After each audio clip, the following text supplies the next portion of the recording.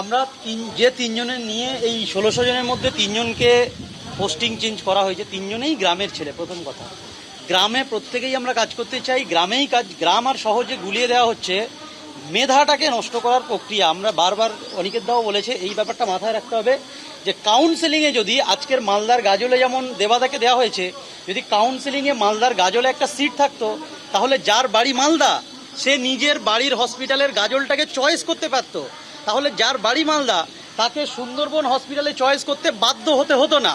তাহলে যখন কাউন্সেলিং হলো তখন মালদার গাজলে কোনো সিট নেই, আর আপনি এখন কাউকে নিজের ইচ্ছা মতো ওখানে পাঠিয়ে দিচ্ছেন। কাউন্সেলিং প্রসেসটাকে ভায়োলেট করার চেষ্টা করছেন। কাউন্সেলিং প্রসেসটাকে নষ্ট করার যে প্রক্রিয়া হচ্ছে, যে বা যারা এই গ্রাম শহরটাকে গুলিয়ে দিচ্ছে, চিকিৎসক হিসেবে আমরা বারবার বলছি, গ্রামের মানুষ শহরের মানুষ সবই চিকিৎসা করা হয়। শহরের হসপিটাল মানে medical college, Kolkata RG Kar medical college মানে সব শহরের মানুষ ট্রিটমেন্ট করে তা নয়। এগুলোতে যদি আপনারা যান দেখতে পাবেন সব গ্রামের মানুষরাই ট্রিটমেন্ট করেন, গরিব মানুষরাই হচ্ছে আপনার ট্রিটমেন্ট নিতে ওখানে আসেন। তাহলে ট্রিটমেন্টের প্রক্রিয়াতে গ্রামের মানুষ আর শহরের মানুষের কোনো পার্থক্য নেই, যেহেতু এটা সরকারি হসপিটাল। এই আমরা বিষয়টাকে দেখি না, কথা বলার প্রয়োজন নেই মনে করিনি আমরা। কালকে ডিএমই স্যারের সাথে এবং নিগম স্যারের সাথে যা কথা বলেছি তাতে আমরা বুঝে গেছি যে তাদের কাছে এর কোনো সদুত্তর বা প্রত্যুত্তর নেই। গভর্নমেন্টের কনফিডেন্সিয়াল অর্ডার, এই কনফিডেন্সিয়াল অর্ডার ভার্বাল না রিটেন না কি কেউ জানে না।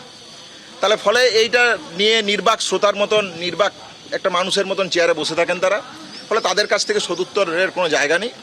আন্দোলনে একমাত্র পথ, আন্দোলনের রাস্তা, আইনি পরামর্শ নিচ্ছি, সেই অনুযায়ী যাবতীয় যেভাবে পদক্ষেপ হবে আলোচনা হচ্ছে। আলোচনার মাধ্যমে যেমন হবে আমরা আমাদের ডিসিশন আপনাদের কাছে রাখব। স্বাস্থ্য দপ্তর ঘুঘুর বাসা বলে স্বাস্থ্য ভবনের সামনে 10 দফা দাবি নিয়ে তোমাদের অবস্থান হয়েছিল, সেখানে মুখ্যমন্ত্রী এসেছিল, তার সঙ্গে আলোচনা হয়েছিল। তারপরেও তোমাদের তিনজনের ক্ষেত্রে এরকম একটা সিদ্ধান্ত পোস্টিং বিতর্ক আদৌ কি ঘুঘুর বাসা ভেঙেছে বলে মনে হয়? না, যে জায়গাটাকে মনে রাখতে হবে সেটা হচ্ছে যে আমরা আন্দোলন করেছিলাম, আমরা দাবি রেখেছিলাম। এটা আপনার প্রশ্নের যথেষ্ট প্রাসঙ্গিকতা আছে এবং এটা সত্য যে এই যে প্রতিহিংসা পরায়ণের যে জায়গা, সেই জায়গাটা এখনও চলমান, এখনও বিদ্যমান। এই যে প্রতিহিংস দখল করার জন্য দেখুন, এই দিকের সংখ্যা দেখুন আর এই দিকের সংখ্যা দেখুন। এই সংখ্যা দেখলেই সেই জায়গাটাকে দিনের আলোর মতন পরিষ্কার হয়। 160 জনের মধ্যে খুঁজে খুঁজে 3 জন, কিসের বেসিসে? আমরা কি এমন 1600 জনের মধ্যে 3 জন, কি ক্যাপাবিলিটি, এক্সট্রা ক্যাপাবিলিটি কি আছে?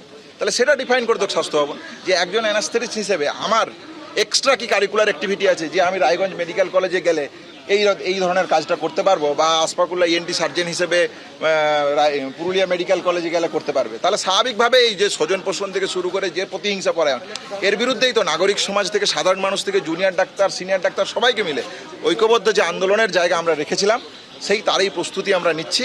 এবং আমাদের পার্টিকুলার এই বিষয়টা নিয়ে আইনি পরামর্শ থেকে শুরু করে আন্দোলন যেভাবে যে পথে আমরা ঠিক করবো সেটা চলবে। যারা গ্রামের চিকিৎসার কথা বলছেন, 2-3 বছর হয়ে গেল এমবিবিএস পাস করার পরেও আমাদের জুনিয়র বন্ধুরা তারা জিডিএমও প্লেসমেন্ট হচ্ছে না বলে বসে আছে। হাজার হাজার ডাক্তার তারা বসে আছে, যাদের গ্রামে অ্যাকচুয়ালি প্রাইমারি হেলথ সেন্টার থেকে শুরু করে একেবারে প্রত্যন্ত সাব সেন্টারগুলোতে যাদের প্লেসমেন্ট হওয়ার কথা, জিডিএমও রিক্রুটমেন্ট হচ্ছে না, আপনার নার্সিং রিক্রুটমেন্ট হচ্ছে না। গ্রামের পরিষেবা মানে যে একজন ইএনটি সার্জন কিংবা একজন অ্যানাস্থেসিস্ট গিয়ে আপনার সাব সেন্টারে বসে প্যারাসিটামল লেখা নয়।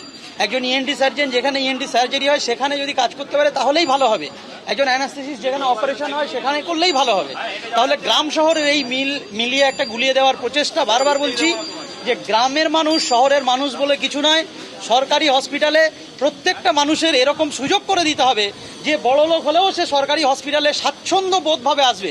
আজকের হসপিটালে কি অবস্থা হয়েছে, একটু ধনী মানুষ পয়সা থাকলে সরকারি হসপিটালে আসতে চায় না, সেখানে দেখবেন নোংরা, বেড নেই, আপনার থুতু ফেলা আছে। কেন? সরকারি হসপিটালে যে কি চিকিৎসা ব্যবস্থায় কোনো টাকা অ্যালোকেট হয় না? আমাদের ট্যাক্সের টাকা কি এখানে দেওয়া হয় না? 20,000 কোটি টাকার স্বাস্থ্য ব্যবস্থা, সেখানে আজকের এই হালটা কেন?